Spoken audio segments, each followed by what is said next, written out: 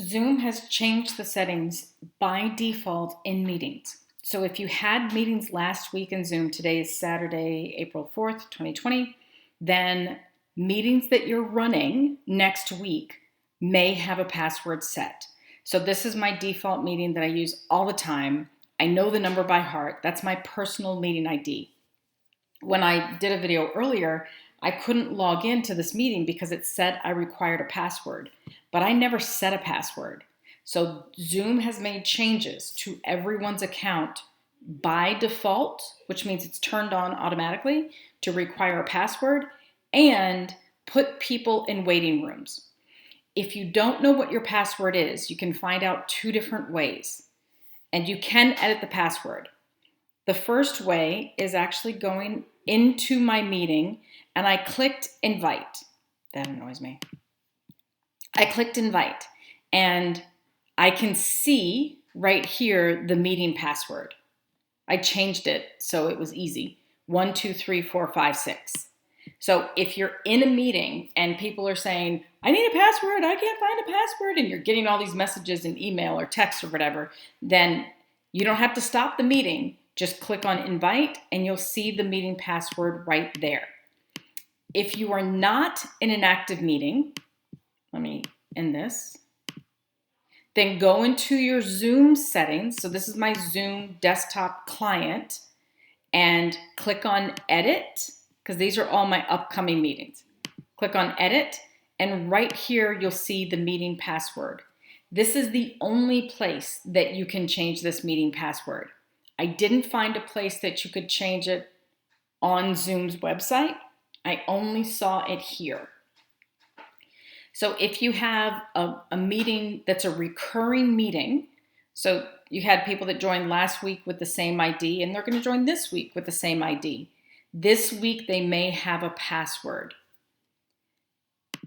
To see these settings in the Zoom website, you log in as yourself, as whoever the host is, and then you go to account management and you expand that and then go to account settings. When you pull up account settings, you're going to scroll down and you will see require a password for instant meetings. It's turned on. Require a password when scheduling meetings. It's turned on. And I can't, right now I can't change it. It's blocked for me to change it. Require a meeting for personal ID, for personal meeting IDs. All meetings are using, and I don't want to do that. That's why it's confusing me. I want to change that. Require meeting room for room meeting IDs. This is just for Zoom rooms. So if you have a breakout in Zoom rooms, that's also what's required. Now, that's the password aspect. That's how you find your password. The other thing that they turned on is called waiting rooms. And a waiting room is exactly how it sounds. You have your meeting that starts. I start the meeting as the host. Every single person that joins that meeting goes into a waiting room. As the host, I have to admit who I want to come into that meeting. So the downside is, the good side is that you can now control who comes into your class or to your meeting. The downside is that you have to control who comes into your meeting. So you have to manually accept people. If you have a class that starts at 12 o'clock and everyone gets there right at 12 o'clock, you might spend a couple minutes letting people in. And then if people are late, you have to stop what you're doing and let them in. There's no automatic way to let everyone into the waiting room. So you have to figure out whether or not waiting room is going to save you time and it's worth potentially this extra level of security, or is it going to take time away?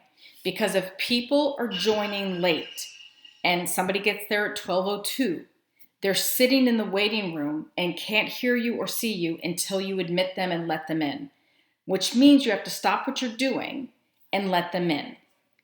How this looks if you're in a meeting is where you see participants, this will turn orange and it will pop up and it'll be bright and it'll say, it'll have a little menu that says, or a little message that says, you have so-and-so is in the waiting room. So-and-so is in the waiting room. And then when you click this, you can say admit, admit, admit, admit, admit to let those people in. I think you have to do one by one. I don't think there's a way that you can say, these all look good, bring them all in. So if you're teaching and you're in the middle of teaching, you want to make sure that you can see this, because this will pop up orange when someone new is in the waiting room. So when you click that, nobody else will see this but you as the host. You can pull the person up and admit them, but you may have to stop your train of thought, or you may have to stop what you're doing. So to get around that, you may want people to join 5 minutes early and make sure that they are, I don't need to do this. Make sure that they are in the room ready to go at 12 o'clock or 10 o'clock or whatever time the meeting's starting. And you can say, I cannot let you in if you're late, because I'm not going to stop teaching because you didn't show up on time.